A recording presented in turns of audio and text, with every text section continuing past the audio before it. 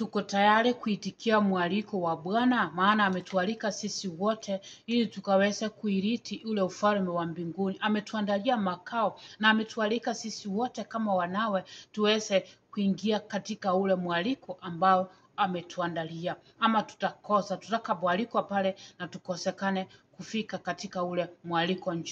Je, tuko tayari kuhudhuria ule mwaliko wa Bwana? Karibu kwa channel yangu wale ambao ni returning subscriber, returning viewers. Wacha neema ya Bwana ikawabariki new subscriber, new viewers. Mungu wa amani akazidi kuwa juu ya maisha yenu. Asante kwa support yenu, tuendelee kuinuka kwa pamoja. Leo tunaenda kusoma andiko la Bwana kutoka kitabu cha Mathayo. Tasoma sura ya 22, tasoma mstari wa 8 na mstari wa 10. Biblia inasema, basi nendeni kwenye parapara na wowote wale mtakao wakuta waiteni waje harusini, nanyi musiitwe kamwe mwalimu, maana mwalimu wenu ni mmoja tu, nanyi nyote ni ndugu.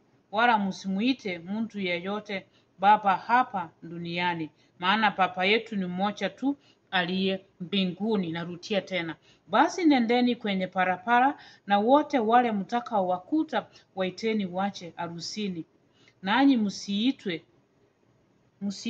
kamwe mwalimu, maana mwalimu wenu ni mmoja tu, nanyi nyote ni ndugu. Wala msimuite mtu yeyote baba maana hapa duniani, maana baba yetu ni mmoja tu aliye mbinguni. Mwiche wa mkalike woyote mtakaye mkuta, mwalike hache harusini. Je, tumealikwa kwenda katika harusi ya Bwana? Je, tuko tayari kuhudhuria harusi ya Bwana? Tumejiandaa katika ule mwaliko ambaye Mungu ametualika? Inafaa tukajitafakari, inafaa tukajiangalie kwamba kama tumeko tayari kuhudhuria mwaliko ambao Mungu ametualika, ama ni wale ambao tutakuwa tunasema nitahudhuria na wacha niende nifanye hili, nitakuja wacha niende nifanye hili.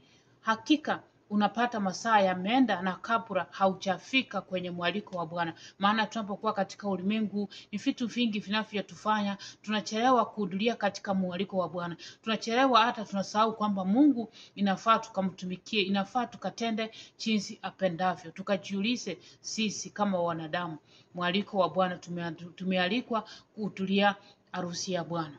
Umejiandaa, uko tayari ili ukaweze kuhudhuria hiyo harusi ya Bwana? Maana Bwana ametuandaa na ametualika, ameandaa kila kitu kitayari, ni sisi anaongoja tukaweze kuhudhuria. Maana ametualika sisi wote kama wanawe, maana ndiye baba yetu aliye mbinguni. Ama tumeomba baba mwingine duniani ambayo tunayemtumikia, ambayo tunahudhuria mwaliko wake. Tumesahau baba yetu aliye mbinguni ambaye inafaa tukamtumikie, ambaye inafaa tukajiahidi sana, tukatembee jinsi apendavyo, ili tusije tukakosa mwaliko wake. Ama ni tutakuwa kama watu tumealikwa na tukakosa kuhudhuria pale kwa sababu ya vitu ambavyo havina maana katika maisha yetu, ambavyo havitatusaidia katika maisha yetu. Tukajiuliza ndio tukajioji ni kipi kile kitatufanya tukose kuhudhuria harusi ya Bwana, tukakose kuhudhuria mwaliko wa Bwana. Maana Bwana ametualika sisi wote, ameandaa vyakula, ametuandalia mahali kila mmoja atatoshea. Lakini vitu ambavyo vya dunia vinameremeta, vinatufuruta, ili hali tumemsahau baba yetu aliye mbinguni. Ametuleta umbali tumefika, lakini tunavyotumikia vitu vya dunia ambavyo havitatupeleka mahali. Tukajiulize, tukachiocha na tukatafakari mioyoni metu, tujue ni wapi kule, ni kipi kile kitatufanya tukose mwaliko wa Bwana kufika mbinguni. Mwaliko wa Bwana, harusi ya Bwana, karamu ya Bwana ambaye amealika sisi wote. Lakini mambo ya dunia yametufuruta, tumefungwa mahali mpaka tunachelewa, mpaka tunasahau mwaliko wa Bwana, na anaongoja anapata hakuna wa kuhudhuria, kwa sababu kila mmoja akona shughuli zake, akona kila sema nimechelewa ndani nifanye hili mpaka mwaliko wa Bwana unatupita. Tukachiochi, tukajiangalie, tukaone ni wapi tumeenda kinyume, na Mungu atuonekanie na kila kitu kiweze kuwa salama.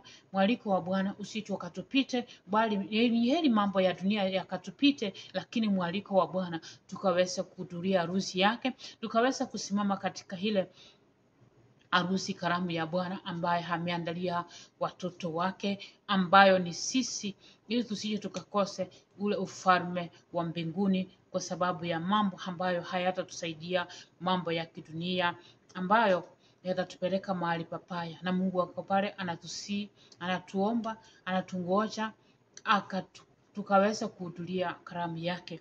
Na hakika wacha tukaombe Mungu akatuondolee kila nguvu zote zitakazotufuruta kinyume na mapenzi yake, tusije tukakose mwaliko wake, tusije tukakose harusi yake, tukaingia ule ufalme ambao umetuandalia. Maana vitu vya dunia ndio viona vinameremeta, ni vya muda mchache. Nao shetani anatumia huo uchanja kwa sababu anajua sisi wanadamu tunataka hizo vitu vya meremeta sana kuliko Mungu ambaye tunafaa kumtumikia. Tujitafakari sana na Mungu akatuonekanie, neema ya Bwana ikatuongoze, tukatende jinsi Mungu apendavyo, tusije tukasimama katika hizi vitu ambavyo havitatupeleka mahali.